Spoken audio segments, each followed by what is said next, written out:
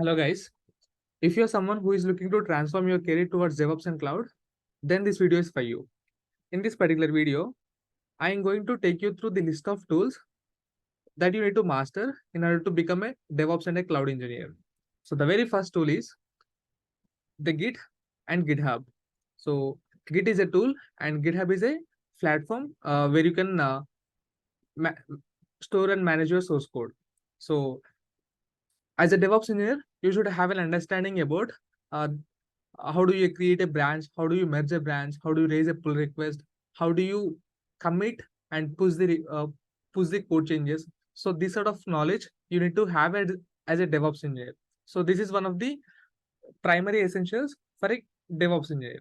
And coming to the second tool, which is the shell scripting. So as a DevOps engineer, your primary responsibility lies around installing the different additional softwares or deploying the uh, software applications onto the cloud or any other ecosystem. So for that, you need to have a very good understanding about the shell scripting. And the other tool which you need to master as a DevOps engineer is to have an understanding about one of the build automation tools. So some of the most popularly used build automation tool is Maven, and you can find a lot of resources around uh, understanding and learning about Maven. And one of the other alternatives for Maven is Gradle. So uh, it is always recommended to have a very good understanding on one of the tools, and then you can move on to the other set of tools. And uh, the other tool which is an essential for a DevOps engineer is the Jenkins. So this is one of the tools which is used to manage the continuous deployment of the continuous delivery process. So there are like a lot of alternatives for Jenkins, and Jenkins is one of the most preferred tools for the CI/CD and the best part of about Jenkins is like you can find a lot of resources on the web and also on YouTube.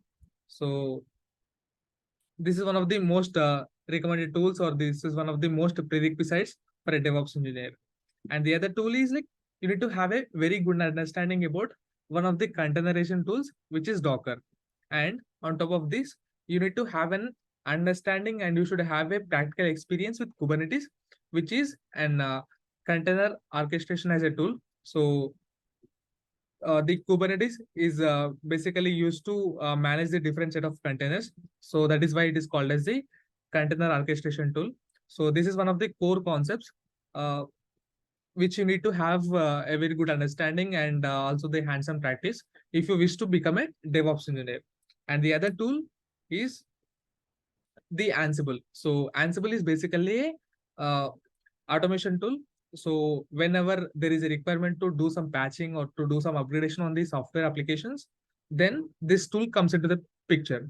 So you should have an understanding and also you should have a very good expertise or the hands-on practice on this tool as well.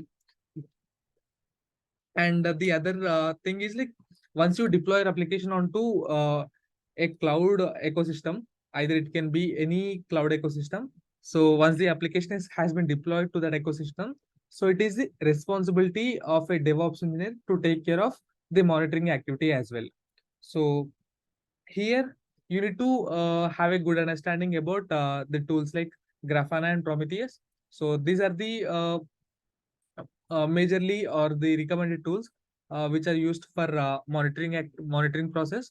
So it is good to start with these tools, and then you can explore more around this monitoring process. So there are like a wide range of tools like Splunk and also ELK stacks supports the monitoring. So you can have uh, like you can jump onto the other set of tools, but one of the recommended things is like you need to master the very basic things, and then you can hope up onto the different tools. And the last thing is like apart from all the other tools, so as a DevOps and a cloud engineer, you should have a very good understanding and also a hands-on practice or the hands-on experience with one of the clouds. So it can be Amazon Web Services or it can be Azure or it can be Google Cloud. So if you are a beginner, my recommendation would be to start with AWS, Amazon Web Services. And once you start with that, you can practice and gain some hands-on experience. And then basing on the requirements, or basing on the job requirements, or basing on your individual choice or the preference, then you can go to the other cloud platform. So wherever you go, the whole cloud concepts remain the same, but what keeps on changing is just the terminology. So if you, for instance, for example, uh, whenever we create an instance or a server, we call it as an AWS EC2 instance on AWS, and the same thing is called as virtual machines on Azure. So this is like a sort of terminology difference, but the concepts remain the same. So that is how all the cloud providers continues to do. So my recommendation is to go with the AWS cloud with it, because like you can find a wide variety of references to study, or you can also find wide variety of references on YouTube just to watch and understand about this. So that's all for this video. See you in the next one.